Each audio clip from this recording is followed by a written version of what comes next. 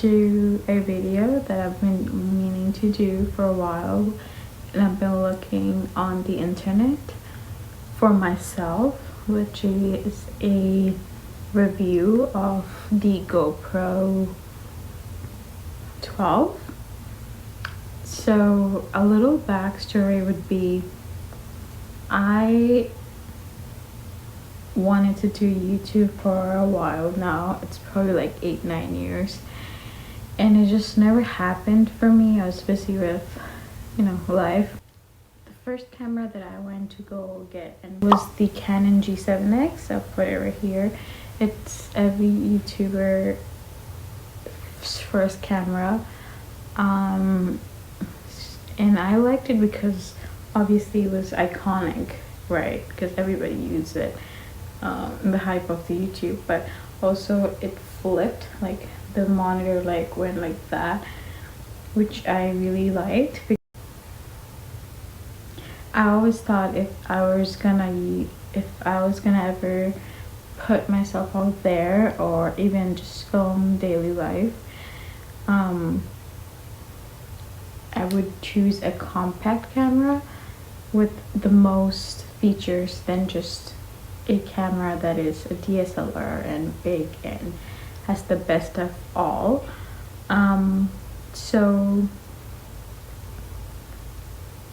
it didn't happen for me because they ran out of Canon G7X in my all closest best buys, mostly because at that time the camera was really popular and people were buying it. Anyway, cut to, I got my first camera, which is right here. I got my first camera, Sony GV1F, and I'm the kind of person who does a lot of research before buying anything, and it's just that guilty pleasure. I love it. I love soaking in that research era for a while. It's very compact, fits in my pocket whenever I'm carrying a jacket or a little bag like this size, which is compact. You don't need a microphone, but there's a slot for it. The red button is for recording, and also I like my angles a little far away, and it doesn't capture much far away wider shots, but I definitely, what I see with my own eyes is what I film with this. It's a very good camera. Like, I feel satisfied whenever I shoot scenarios with this. Stable hand, and I don't really have a stable hand. My hand shakes whenever I try to zoom in and out of this. My hand shakes. So found, after a lot of research, I found this, which is GoPro, and it's the latest one. They came out with 13, I think, if I'm not wrong, but I didn't look into it. I don't want to feel like I'm left behind, but this is Black 12, and it's very tiny, as you can see. It's got this big button that you could press and it turns on, directly records you. You could turn on this power button, one tap. It's huge, you can never miss it. The sound box is right here, as you can see, which captures really good audio. I don't need an extra.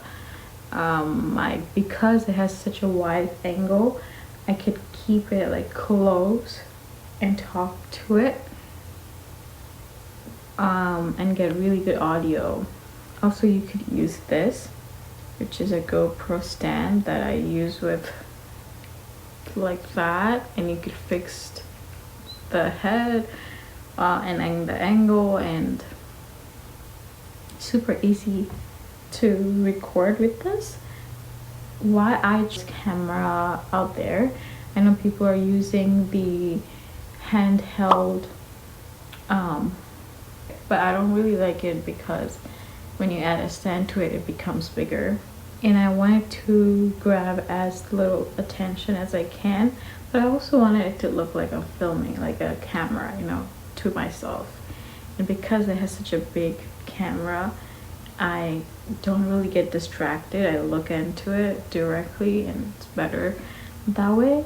Choose when you want this monitor to go off, both sides, not one, both sides. So if you're filming like this, say imagine this is how you're filming, you could turn this, set this off, and you could see yourself here or the object like that. But if you're filming yourself like this and nobody can see what you're recording or you look like here, it comes with this tripod, right? And it comes with a battery. I didn't need to buy any other new ones. It lasts me the whole day. Another reason why I got it is the stabilization or stable shots.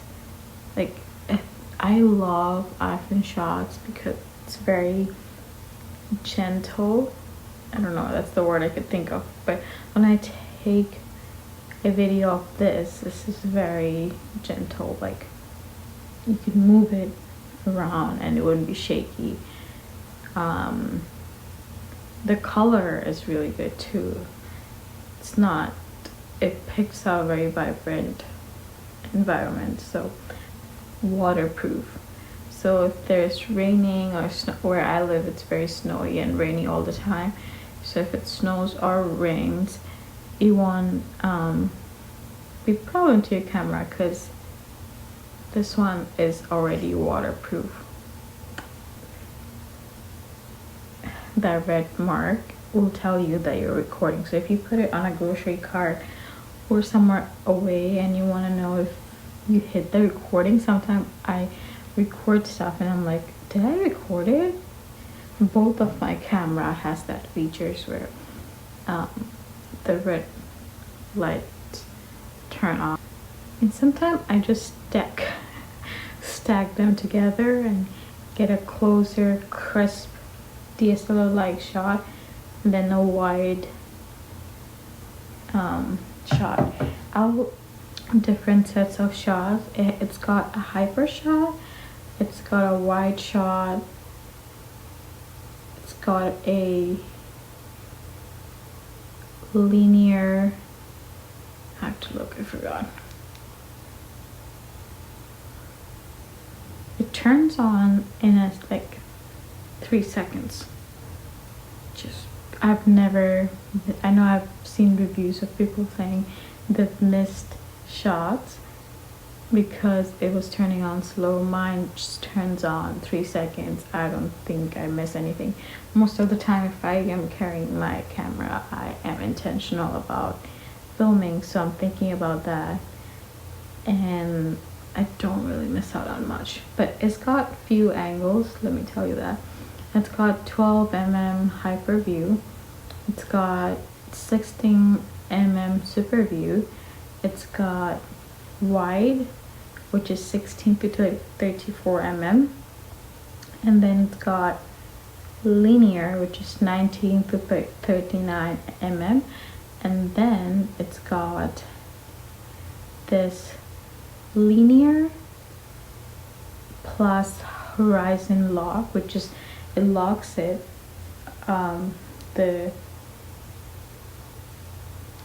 it locks whatever you're pointing it towards, and then if you're like flipping it around, still stays that vision instead of rotating as you're rotating the camera, which is great. But I don't really use it much. Those phone level videos too, which is vertical videos. So yeah, all in all, I think this is a perfect camera for someone who's very shy and wants to also kill it in filming, because you don't want to come off like you're awkward and shy unless you're aiming for it. So